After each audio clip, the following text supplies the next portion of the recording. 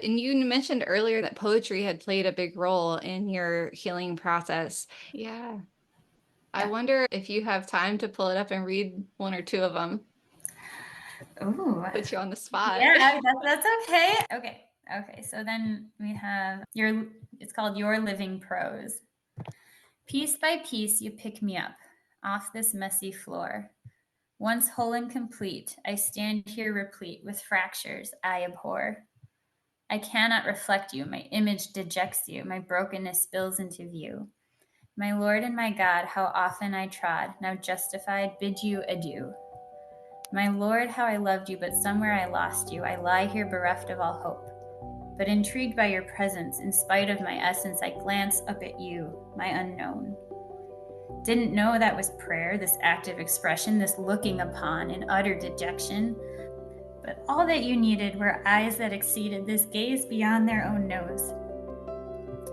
So you work and you play at this art of your heart. Restoring is your living prose. Piece by piece, the fragments confront you. You know every speck. The edges don't cut you. Laboring over the one who is shattered. You smooth what was sharp, collect what was scattered. Out of this broken new image is forged. It shimmers and sparkles, a sight to behold. Metamorphosed, this icon of the soul. The master, the artist, completed his goal. I never suspected the marvelous treasure that I could become at the hands of the master. I want to declare this huge reconstruction he did for this girl on the brink of destruction. I started as glass, pretty and clean. My choices did crack it, no longer pristine. I thought the best end would be imperfect glass, but heavenly alchemy, diamonds, alas.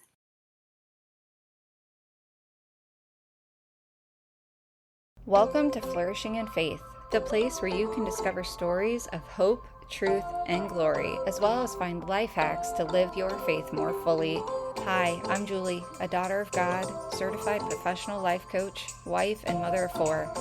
After trying to do everything the wrong way, I've been overwhelmed by healing, joy, and freedom through Jesus and the gifts of grace He makes available to each and every one of us. My passion is to share what I've been given with others. I'm glad you're here. Let's begin. Nora Franche is a Christian wife and working mother of 5 amazing kiddos, from teenager all the way down to toddler. She's a certified mindset coach and the producer and host of the podcast Grateful, Blessed, Mess, which includes 365 days of short reflections on the 12 steps for Christian women.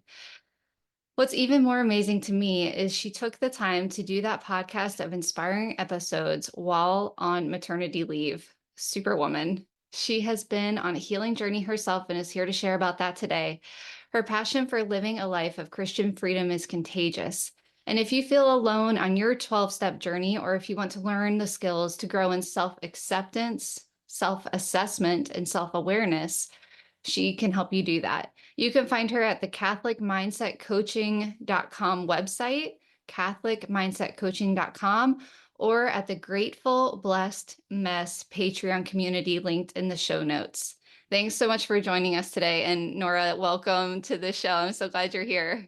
Thank you. Thank you for inviting me. That is a super complimentary or flattering intro. I appreciate it. Was everything on there accurate? Yeah, I don't know if people know what you mean when you say interior life, so it just helps to spell it out. Yeah. And I love what you say at the end of your podcast episodes, how you say, if you're here, chances are you may also be a bit of a mess. And I hope you can learn to find some gratitude in the blessings that come from your messes. When I heard that, I was like, amen, because Yeah, yeah. isn't. Yeah, that started from my early 12-step days. People had introduced themselves as a grateful compulsive overeater.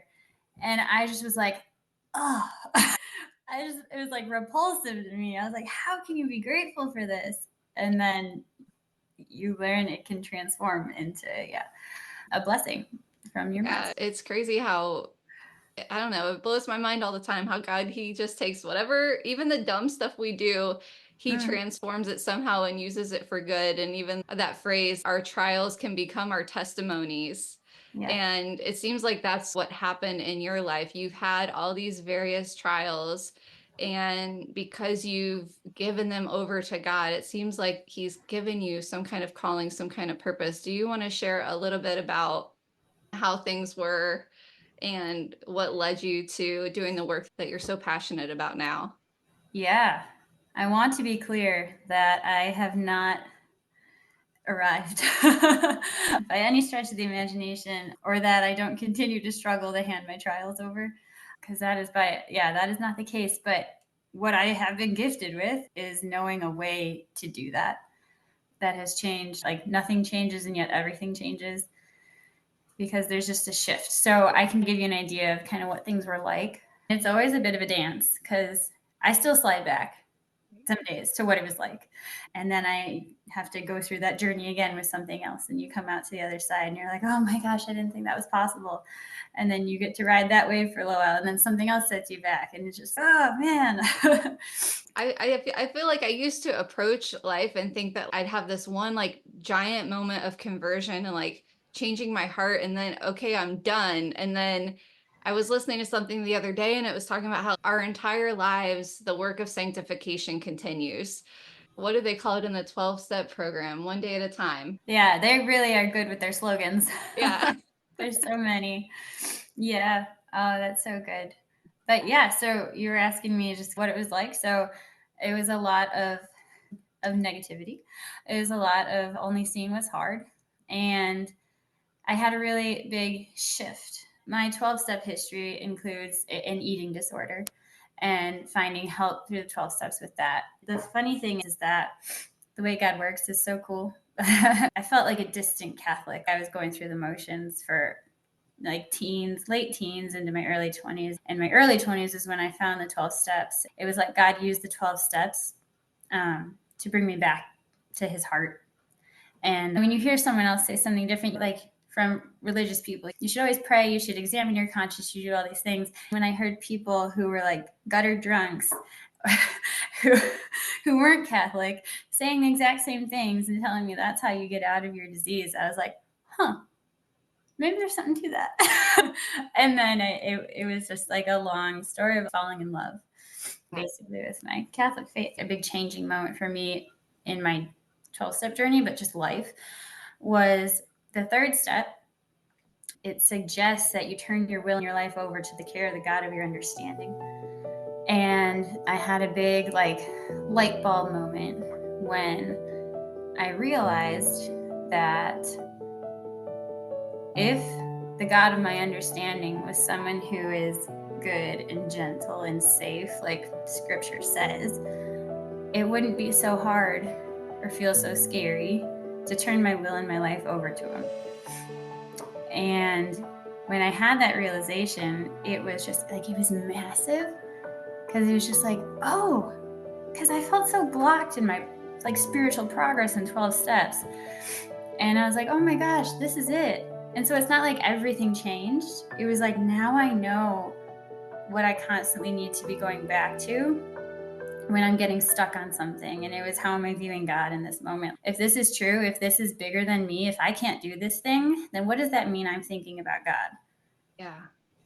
And yeah, and so that kind of led to my calling, what I see as my calling, and wanting to help people get through their blocks and whatever they're going through by helping them refine their understanding of, who do you see God to be in this moment? And is that true? Is that something you want to hold on to? And how can we change it? That's one avenue of how I work with people. Yeah. Gosh, I feel like that one question is so powerful. Like, how do you see God in this moment? Or how are your thoughts that you're having right now? If you take them all the way back to where they began, what is that belief that you're holding about God by like pursuing a worry? Or like for me, I always try to control everything. And so if I'm trying to control everything, like why? And what does that say? Am I actually trusting God with what I'm doing, or with the outcome of what I'm doing, or Yeah. with my loved ones, with my kids especially, right? Yeah. And that control piece is so hard because we still have to do the work. Yeah. Like we can't just be like, okay, take care of everything. But then at the same time, yeah, you have to ask yourself, if you go back, if you dial back in that, in your mind somewhere, am I thinking it's not going to go well if it doesn't go this way? And you're like, no, I Yeah. think this way would be best.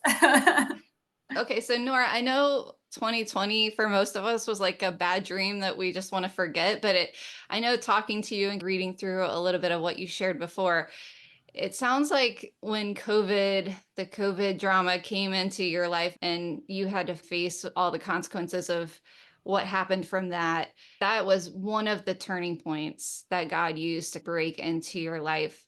You said you were feeling a little bit trapped in certain aspects of your life. Can you share about that? Because I think you're not alone in that. I think there are a lot of people and a lot of women who could relate to that feeling of on the outside, everything looks beautiful, everything looks great, highlight reels on social media and all that stuff. What was that like for you? Yeah, gosh, that's a good question. And like different parts of your life look different, right? Yeah. But for my home life, yeah, you weren't going anywhere really. You were stuck at home all the time. And then we all got COVID at the same time, right after Christmas, kind of a thing. The beauty of COVID, something that it did for me was all the online, like free summits. And they were such a gift. And I ended up listening to them lots and lots. And that was actually the first time that I was completely absorbed in something that was just my own. Instead of looking to my husband to help fill my life and make me feel valued, I was like, this is fascinating. This is interesting. I want to do this. And that was where I finally got into coaching. And at first it was just like their podcast. I got certified through Metanoid Catholic. I heard one of them speak on the summit, Erin Ingold. And I was like, she's cool. Yeah. And I liked what she had to say. It was the first time someone challenged me to look at my part in a way that I had struggled to in the 12 steps. The 12 steps encourages you to, but I very much felt like the victim. Coaching was like, what are your thoughts that you're having? And what emotions do those create?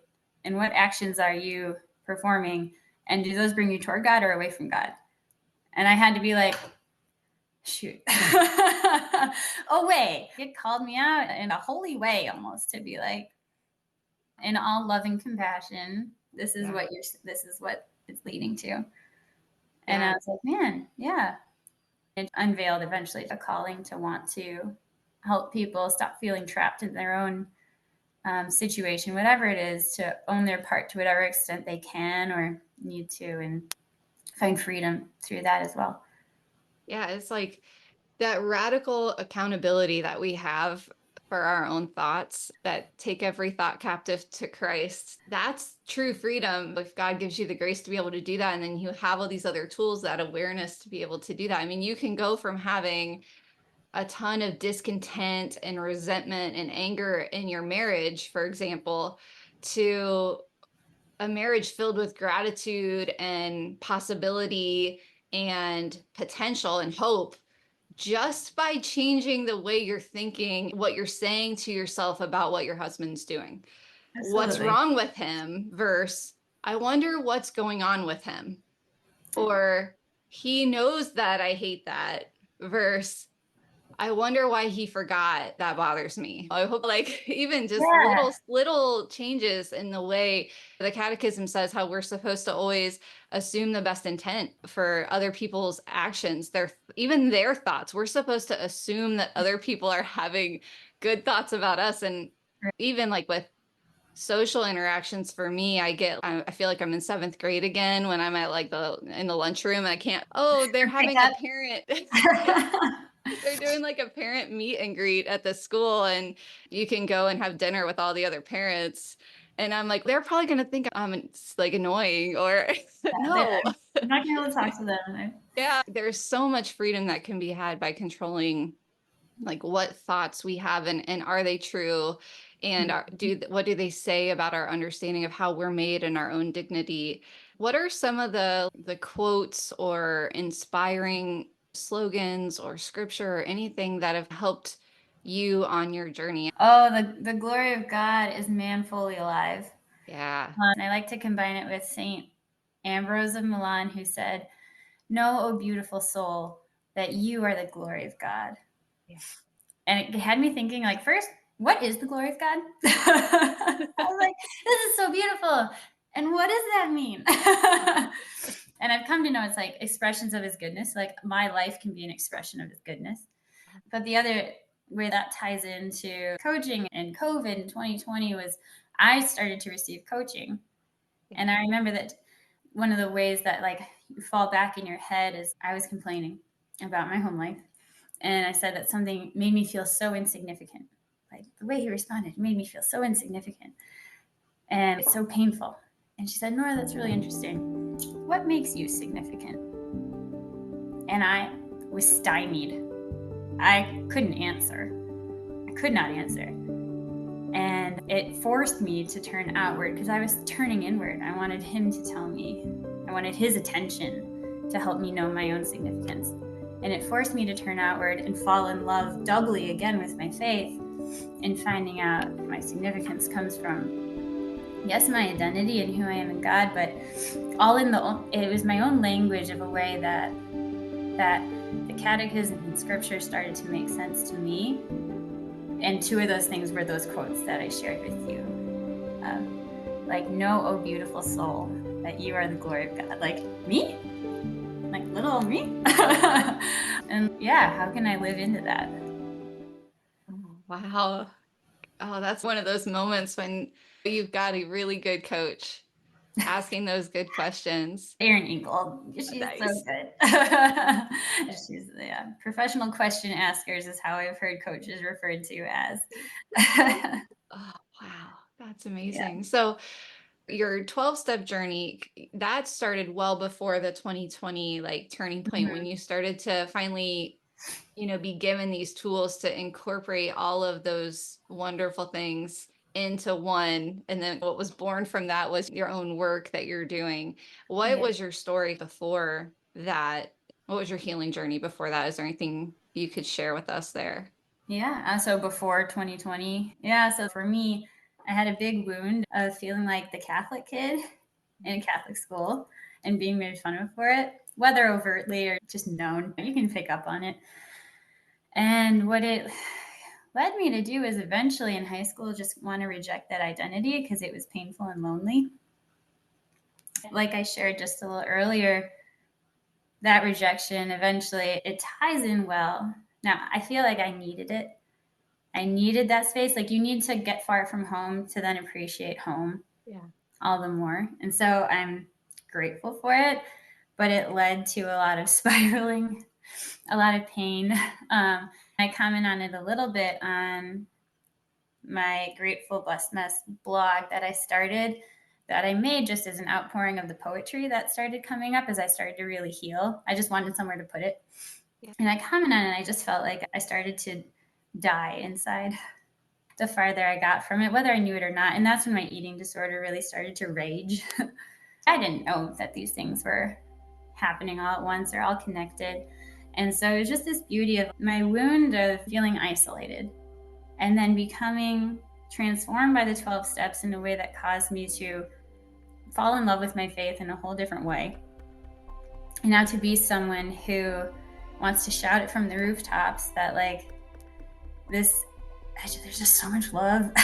There's truth. Things just make so much sense to me in a way that, like, I feel like only God could have done in the way that He brought me through my own story and brought me to all these different things. And so, yeah, it's just from like those lowest places that we become teachable, I think, but that we can then see the beauty on the other side if we're lucky enough to keep going in it, which I think is just a grace. Yeah. Yeah. I love what you said about finally being able to hear it, because for me too, I had to get pretty far from God to get to a point where I was willing to ask for His help. It's a form of humility. I came to the end of myself at some point, and that's when I was like, okay, I actually want to hear that it's possible that He could love us. What do you wish you could have been able to hear before you got to your 12-step journey when you were still struggling with your eating disorder? There might be some people listening to this who also have that kind of pain and struggle in their life. Is there anything looking back now that you would say to yourself, or any kind of hope that you would want to share with someone else who's facing that kind of struggle today? Yes, that he loves you just as you are. And you hear the second part, not enough to leave you there. But like for now, you probably just need to hear that he loves you just as you are. That precisely where you're hurting is where he's trying to meet you. So I think for me, it felt more like running. It felt more like God's over there and I'm over here. And on the one hand, I don't know how to bridge that gap, but on the other hand, he's really demanding and he's really scary. And he's just going to tell me all the things I did wrong if I show up. And there's a beautiful, I'm getting a little emotional about it, but sorry. There is a beautiful poem that I came across not too long ago. You may have heard of it. It's The Hound of Heaven. It's very long. So it was written by Francis Thompson at like the turn of the century, like from the 18th to the 1900s. And it starts out about how he fled from God. It starts out beautifully. I fled him down the arches of the years, down the labyrinthine ways of my own mind. And it's like all the things he did. He became a drunk. He was addicted to opiates. And then it was his own transformation of how he saw God. Towards the end of the poem, there's this line about what God was doing the whole time. And it was like how he kept certain things from him. And this is God saying, yes, but not for thy harms, but so that you would find it in my arms. And I still write that on my cup at work a lot of days to remind myself, because I'm still so much on the journey and I'm still someone who very much needs to be reminded of that truth. But it's, you're not holding out on me. You're trying to bring me home. That's what I want people to know too, that God's not letting you flail in the wind and he's not just watching you suffer. He wants to use it as a means to bring you home, to bring him into his heart. Yeah, it's man, that's beautiful. I'll have to post a link to that poem Yeah, because that include in the show notes. yeah, I'll put that on the show notes. And you talked about how faith was a part of your life growing up and you fell away. And I think that's a pretty common story. I know for me, that's a big part of what happened too. It's interesting because have you ever listened to anything by like Greg and Lisa Popchak? They have A little. I am okay. familiar with them. One of the things I love that they say is how a lot of our understanding with our faith is, I'm not going to do it justice how they do it, but it's like a triangle, and how all these other things within our faith, the importance of prayer, the sacraments, the 10 commandments, like all of the, they say rules without relationship equals rebellion, but it's Yeah. deeper than that, because the bottom of the triangle is the foundation. And if we don't start out everything with knowing how much we're loved by God, then all the other stuff just doesn't make sense. There's no place.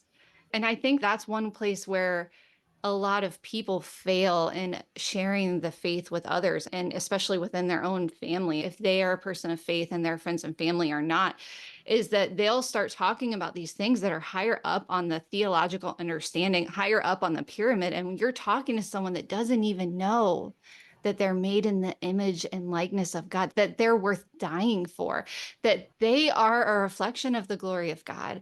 And if you don't have that, everything else is just a waste of your breath, because Yeah. we have to start there. And sometimes it's that way, even with me day to day. I'm like, I start, oh, I need to be more like Martha and get all these things done and forget. And it's no, maybe today I just need to rest and remind myself of his love. Yes. And I would say for anyone listening who hears that and they're like, like it just bounces off, I'd encourage them to sit with that. I wonder why that doesn't have a place to land. Or I wonder why I can't connect with that. And even sit with the Lord and be like, Lord, this just bounces off of me. And try to let him in to that place. I want to mention that I've been really helped by Dr. Peter Malinowski has a community. He calls it the RCC, the Resilient Catholics Community, where from a very psychological point of view, his entire purpose is to help people start to heal so that they can rest in their identity as like a beloved son or daughter of God. Mm. And that has also given me a new way to work on myself. But like when I help people, it has given me a whole new way of understanding their mind and helping them work through the parts of their hearts that can't receive love Yeah. or don't believe they're worthy. Yeah.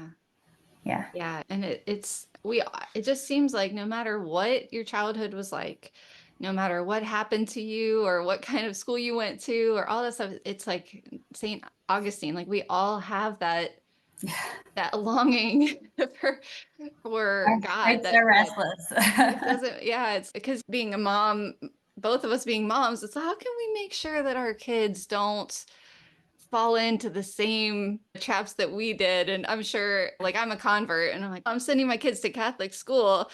We don't know what our kids are going to need to walk through, but God already knows. And if he can love and always be knocking on the doors of our hearts, no Yeah. matter how far away we felt. The same thing is going to be true for our children. And he's so patient too. How do you approach parenting? How does that influence your parenting? And do you have any advice for others when it comes to? Yeah, I am not a parenting coach. I'll say that every time because it is challenging.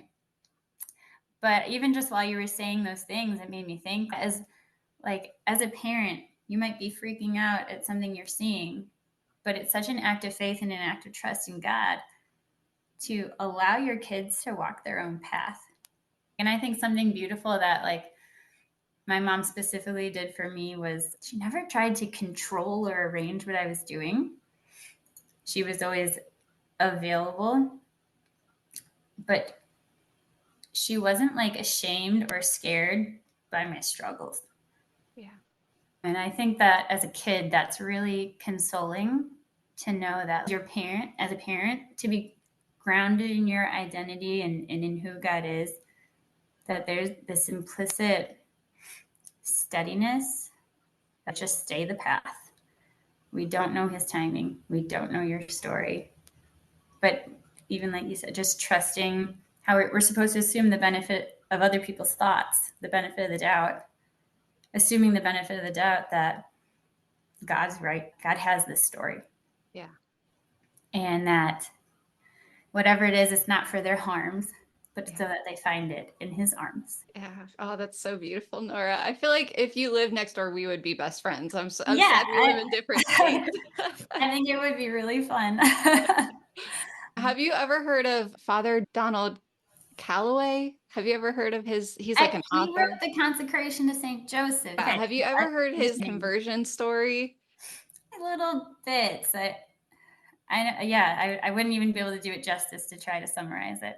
When we were getting ready for this interview, it reminded me of him because he talks about how, okay, this is all public part of his Yeah, testimony just that's all okay. available for anyone. But he was like this high school dropout. He was running drugs for the mafia. He got arrested in Japan and deported. Yeah, as a teenager. And he was in and out of rehab for drugs. And he ended up having this huge conversion experience.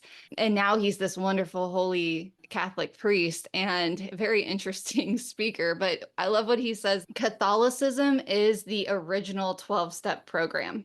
He says that. That's Yeah, because so if you think about it, what do we do at a 12-step program? It's hi, my name's Julie, I'm a, and then whatever thing that you're fill in struggling. And yeah. every single mass, we confess our sins. I confess to Almighty God and to you, my brothers and sisters. We're all like the gig is up. Like we're all a mess. And Yeah, yeah. it's like admitting that and bringing all those things that we would love to hide from the people who are supposed to love us the most out into the light and saying, Oh yeah. and hey, it's every single mass. It's not like last Sunday I told you guys I was a sinner, but this Sunday I'm not, I've got it figured out. The work of sanctification was done last Sunday. No, we're all in need of each other's support and prayers and forgiveness. And there's no need to hide those things that we struggle with anymore because we Mhm. are all struggling in those different ways, but we're still so loved. Yeah. And that's the difference between I think a life of pretending and a life of freedom in a lot of ways, being able to take those things that we're ashamed of and just saying, yeah, this happened, Mhm. or this is what I struggled with, but God is greater than that struggle. Is that what you found through coaching and through your 12-step journey as well? Oh, yeah. And I think it's so, you hear a lot in the 12 steps, probably everywhere, but that you're as sick as your secrets. And I think that in one way, like my mind, as growing up Catholic or Christian, you're just like, God knows what's in my mind. You're like, yes, but he's also a gentleman and he's not going to just come in and change things. That's a violation of your dignity. So the other part is like in expressing it outwardly, especially 12 step meetings taught me so many things, but it gave me the gift of learning how to be vulnerable in a group of people in a safe space Yeah. and learning how to bring out what was on the inside that felt too shameful to say. So I Yeah. encourage anyone who has any sort of ism to check out a 12-step group.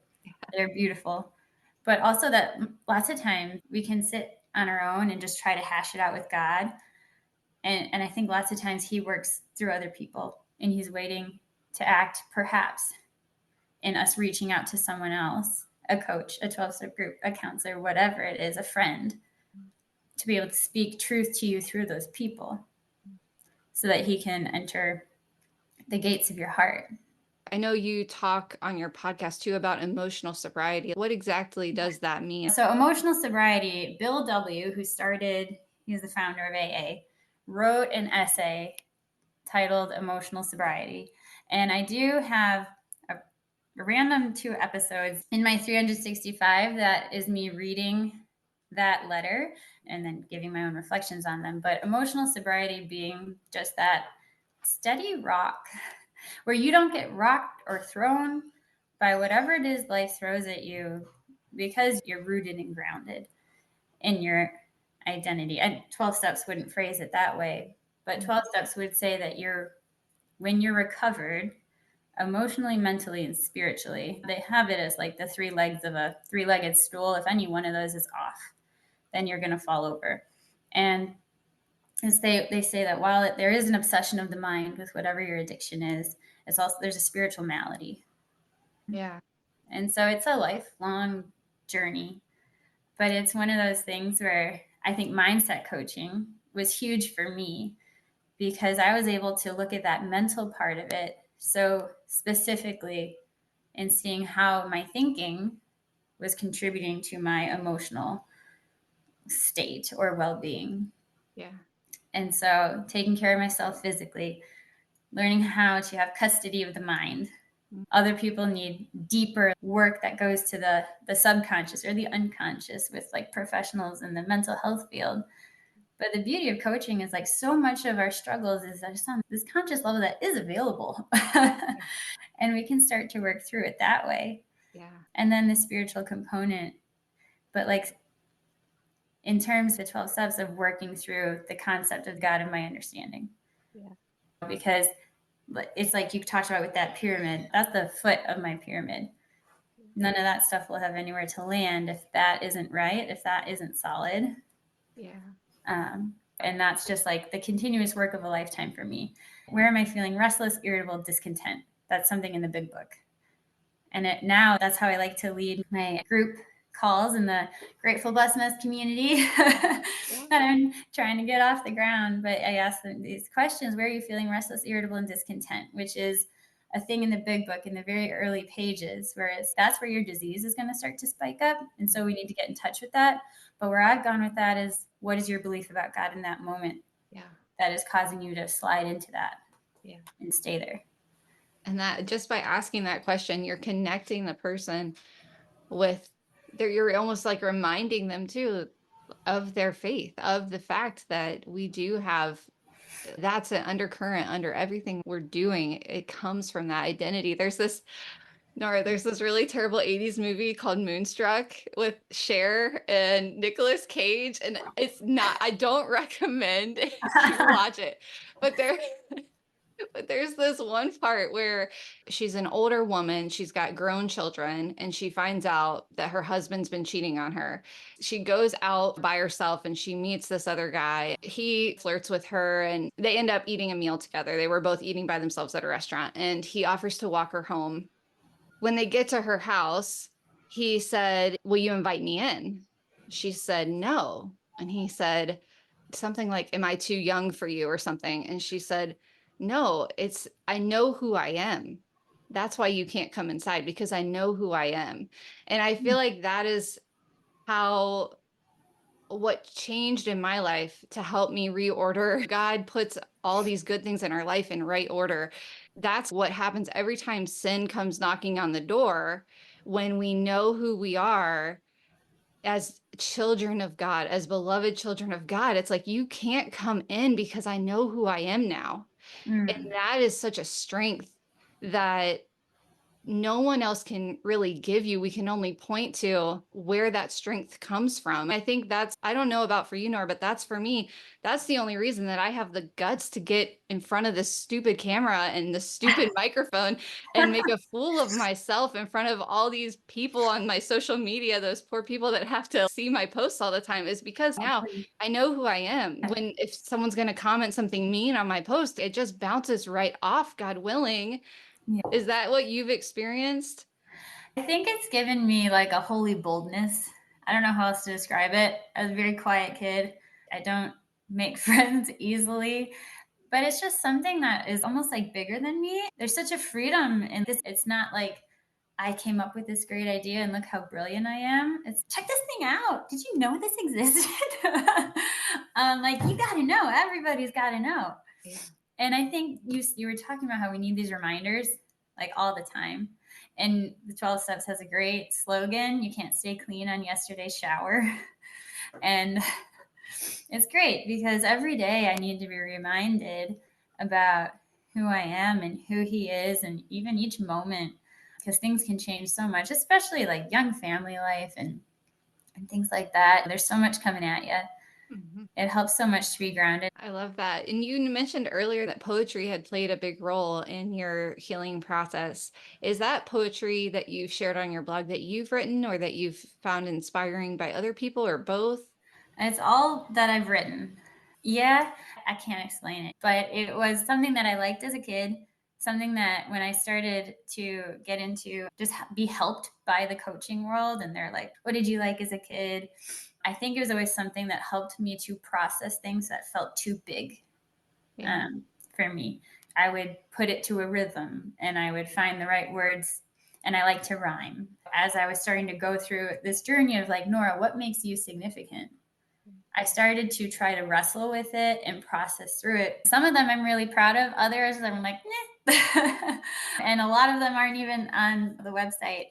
But the funniest story, it's named Grateful Blessed Mess.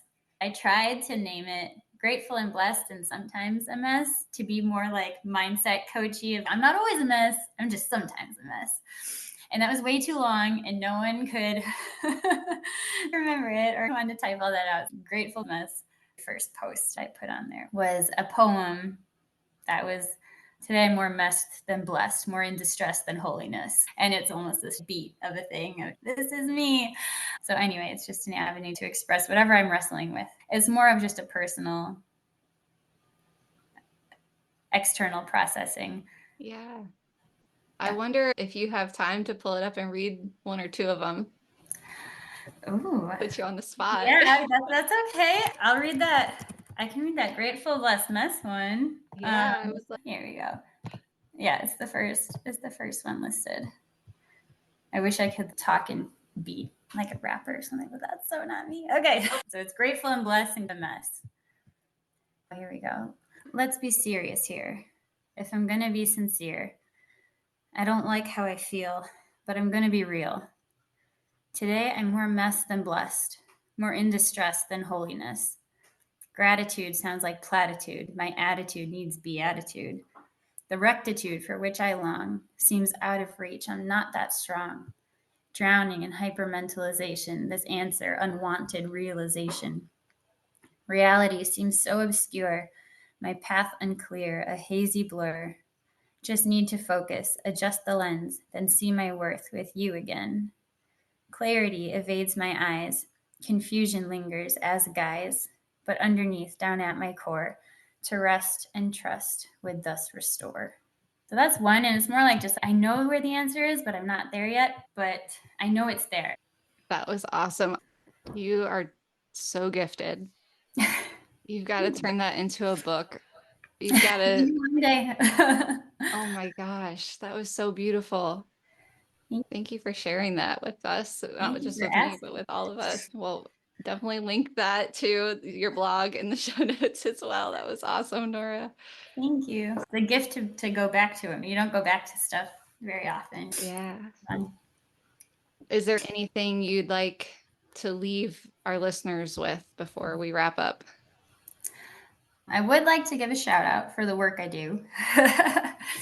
Grateful Blessed Mess community on Patreon is where you can find me. And you can see the collection of all my videos and things resources that I've collected that I think are helpful under different categories that I've put out there. And I have live group coaching calls where you can start to work on getting to know your interior life. But that aside, I want to caution anyone to compare their own journey to my own or your own or anyone's that they hear, because I think that we hear stories and we're like, oh, I just have to do that. Or that's nice for her, but that's not in the plans for me or something. And it's just you're very much on your own journey, and that's how it should be. But that these stories get to be like a beacon of hope along the way, like torches along the byway of wherever you're running. And to just remember that and let the journey become a beautiful one, all of your own. Because even things like the poetry, I didn't plan that.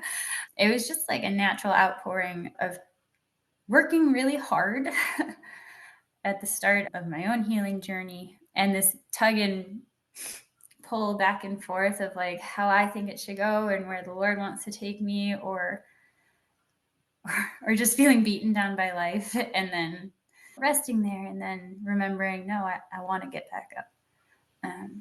So yeah, you get to find out your own beautiful story.